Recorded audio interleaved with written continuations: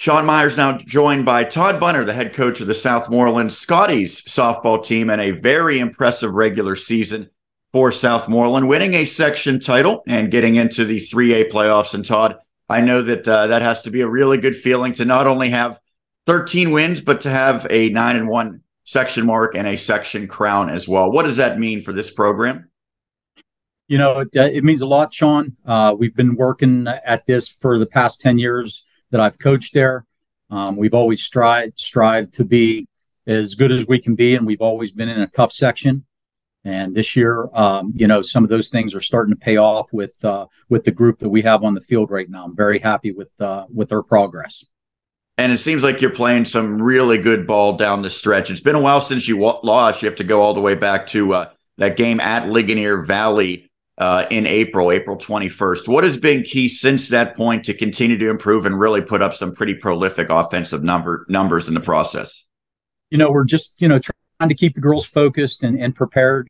We had a little stumble there, but, they just go to work every day and they like to play games. We call it their payday. So, we just try and keep it light, but we also trying to get them, a lot of reps.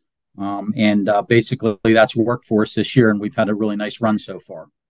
You don't really have many seniors on your roster whatsoever, so you have some younger players, although I know that playoffs is not something unfamiliar to Southmoreland. So how do you kind of evaluate the leadership and the fact that you have some players that maybe aren't seniors but have probably already been through the rigors of this postseason before? Absolutely. Yeah, Sean, the leadership's really key at Southmoreland. I have two captains right now. The one senior we have, Bryn Charneski, and junior Amara McCutcheon. Those are our two captains that have provided us with great leadership this year.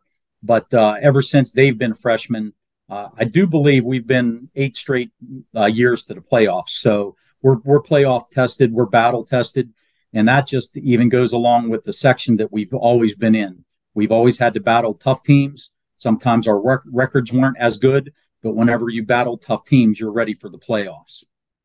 In your experience going into the playoffs, I'm sure things change a little bit, but you don't want the girls' mindsets to completely change and maybe get overwhelmed by the moment. How do you kind of balance, we have to play our best without making the stage bigger than it really is?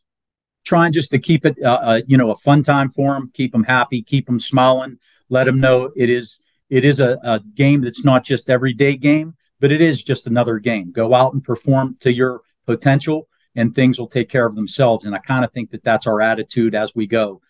Sometimes, they're kids. They get tight, they get a little pressure underneath of them. But this group really seems like they're able to take the pressure, absorb it, and continue to perform.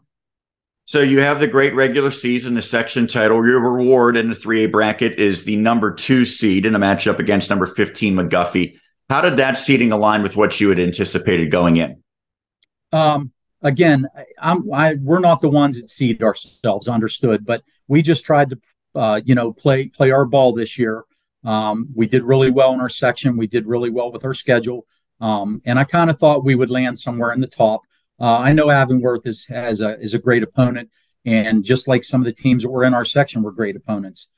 So I do think that we lined up to where we, probably should be at this point, but you can't look by anybody, and you got to continue to play hard softball. So, yeah, and you can't look by McGuffey, the number 15 seed, and that's a team that you're familiar with. Yes. As you told me before we started, you played them many, many times during your tenure. What do you anticipate from the Highlanders, and what will be key to have success this game and possibly beyond?